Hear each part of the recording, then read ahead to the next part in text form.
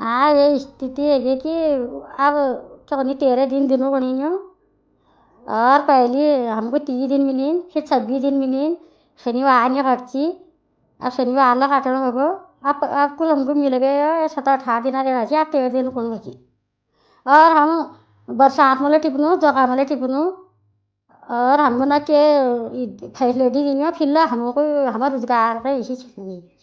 सरकार से हमें हमारी यह रिक्वेस्ट थी कि हमको 26 दिन, पहले 30 दिन मिलना चाहिए, पर 26 दिन। और पहले हमको 4 छुट्टी काटी थी, आप सब मतलब छुट्टी लगा देंगे अपना मर्जी दिन हमें पूछेगा ना। हमको बरसाती सुविधा छू ना, हमको मोर दिन।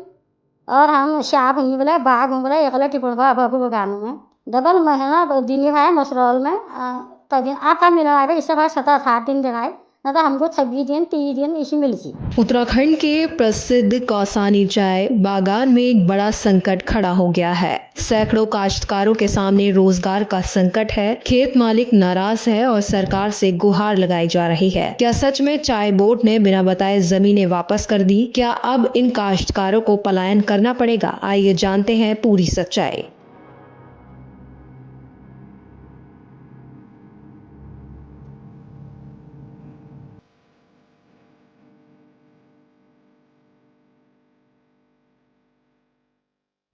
पहले तो काम करते थे, अब पहले सही था, अब काम करते तो अब दिन काट रहे हैं। पहले पूरे 28 दिन का ना मिलता था, अब तो 13 दिन के बोल रहे हैं देने के लिए। अब 13 दिन में क्या होगा?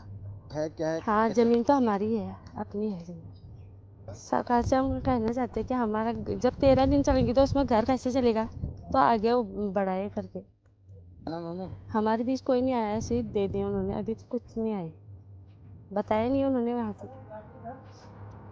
उत्तराखंड का कौसानी अपनी खूबसूरत पहाड़ियों और चाय बागानों के लिए जाना जाता है, लेकिन अब यही चाय बागान वहां के काश्तकारों के लिए मुसीबत बन गया है। चाय बोर्ड कौसानी द्वारा लगातार लोबाज गांव के काश्तकारों की जमीनें लौटाई जा रही हैं, लेकिन सवाल ये उठता है, आखिर क्यों? पहले जहां काश्तकारों की 28 दिन तक काम मिलता था, अब ये घटकर 13 दिन ही रह गया है। इसका मतलब है कि इन लोगों के रोजगार का आधे से ज्यादा हिस्सा छीन लिया गया। सर मेन तो यह है कि यहाँ अभी सबको रोजगार की ज़रूरत है और सरकार भी हमारी चाह रही कि उत्तराखंड में रोजगार बढ़े और यहाँ काफ़ी ज़्यादा लोग इससे जुड़े हुए हैं। अभी ये जो हमारा बोर्ड है ये वापसी कर रहा है और हम इतने सक्षम नहीं है कि अपने बागान को पहले की तरह चला पाएँ। और दूसरा इनने जो प्रति हेक्टेयर पे दो मानक दिवस था उसको 1 मानक दिवस कर दिया, जिससे कि बहुत बड़े क्षेत्र में एक आदमी से उतना काम नहीं हो पाएगा। ये अपनी मर्जी से हो रहा है। अभी तो किसी सीधे केवल लेटर थमाए गए हैं कि काश्तकारों को कि वो तुम्हारी वापसी हो रही है। ग्रामीण फिर इसमें लास्ट में आंदोलन के लिए बाध्य होंगे फिर, क्योंकि उनको रोजगार तो चाहिए सर। मेन जो समस्या है हमारे राज्य की समस्या रोजगार है और इसमें काफ़ी सारे घरों को मतलब रोजगार मिला है लोगों का चूल्हा जल रहा है इससे। काश्तकारों का आरोप है कि चाय बोर्ड ने ये फैसला चुपचाप तरीके से लिया, बिना किसी को भरोसे में लिए। स्थानीय लोगों का कहना है कि तहसील स्तर पर हुआ इकरारनामा अब चाय बोर्ड तोड़ रहा है। परेशानी तो ये है कि ये हम इसमें इसी पर रोजगार निर्भर हैं। चाय बोर्ड ने ये कहा था कि 208 हेक्टेयर जो कौसानी क्षेत्र है, शुरू में जो चाय लगी है, उसको हम ये मॉडल की तरह मतलब इसको विकसित करेंगे। ये वापिस ही कर रहे हैं, वापिस वापिस जा रहे हैं। जो कि हमारा एग्रीमेंट है तहसील द्वारा हुआ है रजिस्ट्रार के वहाँ, ये अपने उससे यहाँ वो एग्रीमेंट वहाँ से निरस्त नहीं करवा रहे हैं। ना ना, ये गुप्त तरीके से काम है, काश्तकारों को तो बुलाया ही नहीं गया। स्थिति क्या है, पलायन की और जाने की स्थिति है। जो जो रोजगार मिला था वो हमारा छीना जा रहा है।